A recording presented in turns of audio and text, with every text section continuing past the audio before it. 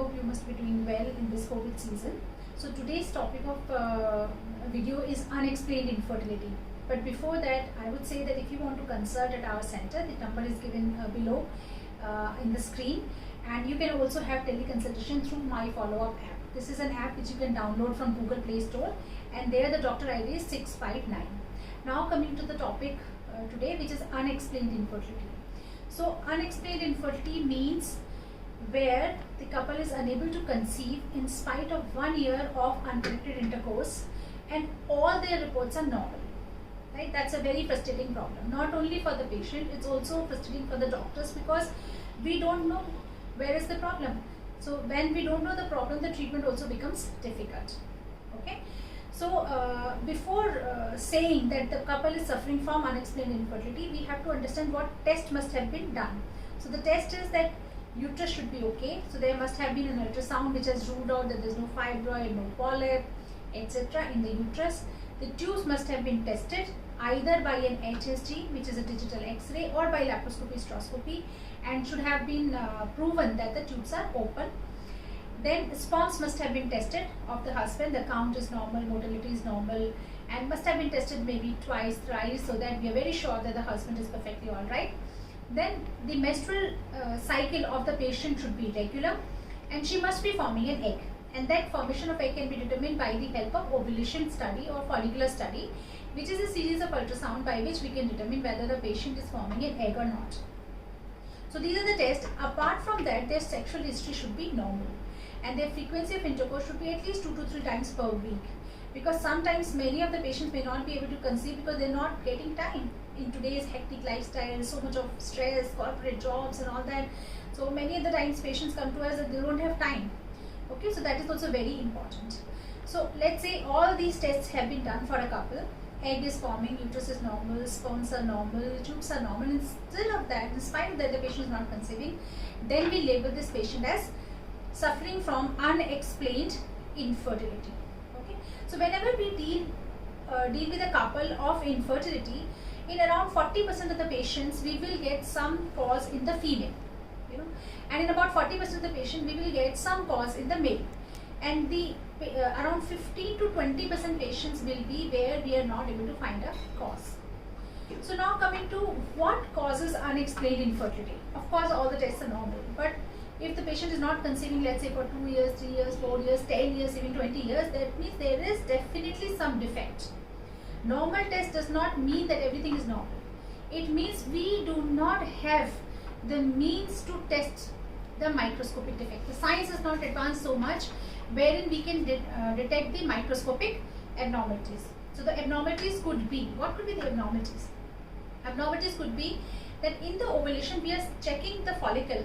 Okay, follicle is forming, very nice follicle is forming, but how do we know that it has an egg? Egg is microscopic. You cannot see it by ultrasound, or you cannot see it by naked eye, right? So we don't know whether that follicle contains an egg or not. When the follicle is ruptured and we assume that the egg has entered into the tubes, but there is no test to confirm it. There is absolutely no test. That's a microscopic thing. We don't know what is the tube-ovarian relationship. We don't know whether the tube has actually caught the egg. We don't know what is the movement of the tube. It may be happening that follicle is rupturing, but the egg is falling into the abdomen. It's not entering into the tube. There is no test for that. Okay. Then we don't know what is the quality of the egg. There is no test. In the body, we cannot test what is the quality of the egg, and we don't know whether the sperm, though they are having normal intercourse, the sperm is getting deposited in the vagina, but there is no way to test whether that sperm has reached the tube, the fallopian tube, where it has to meet an egg. Okay, so let's say the egg has also reached the tube, the egg has also reached the tube, the sperm has also reached the tube, but whether the egg and sperm actually fertilized, the fertilization took place, there is no test to confirm that. Okay, we don't know whether the eggshell is hard, we don't know whether the enzyme which is needed for penetrating the egg in the sperm is lacking. There is no test for that.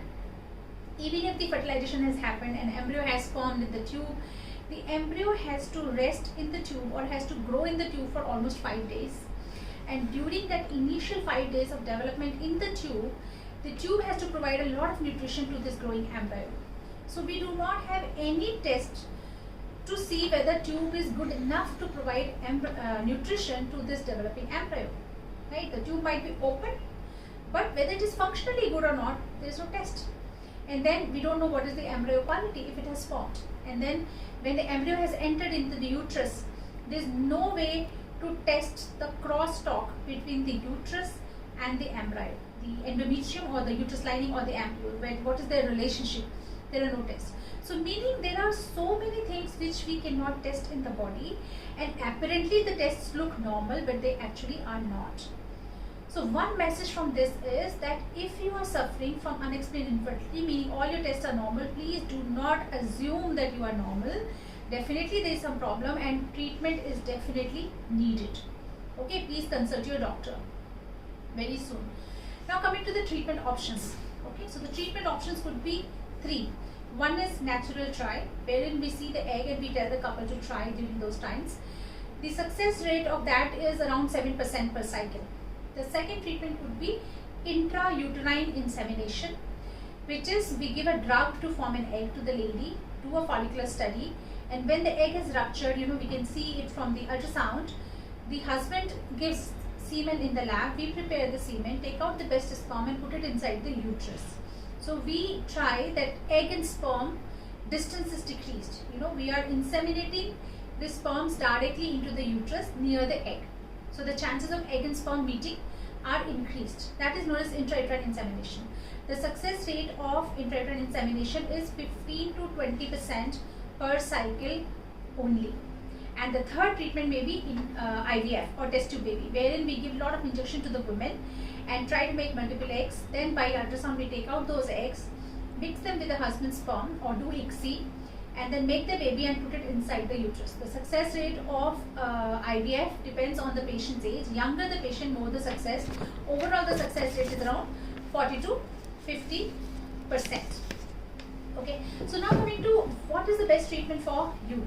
So all the international guidelines, especially the Royal College of Obs and Gynae, which is UK, says that in truly unexplained cases, we really don't know whether these normal try or IUI will actually work, because these are already happening in the body. So we don't know whether by just seeing the egg or by just inseminating the sperms into the uterus, we are actually helping the patient.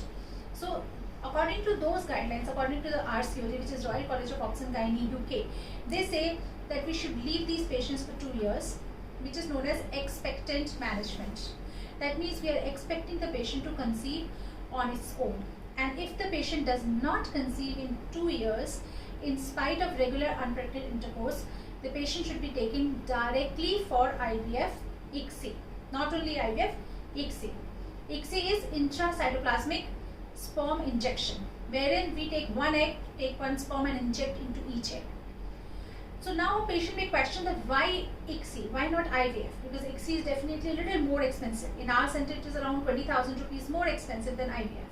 So patient, definitely the couple can question that my sperm count is absolutely normal, then why not IVF? Why to go for ICSI? The reason is very simple.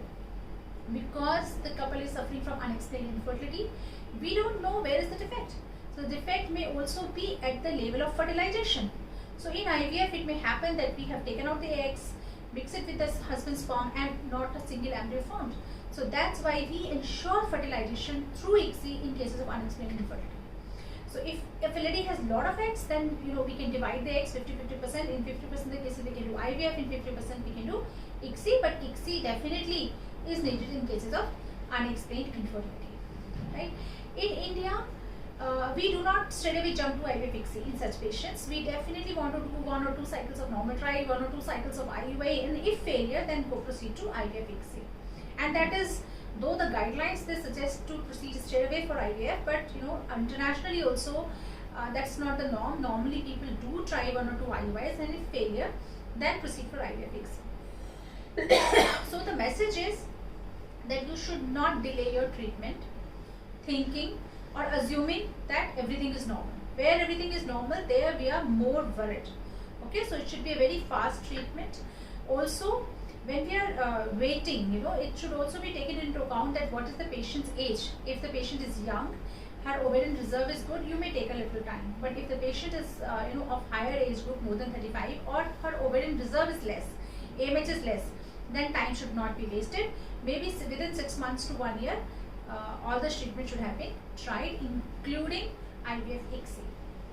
I hope this will answer, the video will answer a lot of your questions, especially unexplained. A lot of people have a lot of questions, and this will be very helpful to you, and you can like and subscribe our channel. Thank you so much.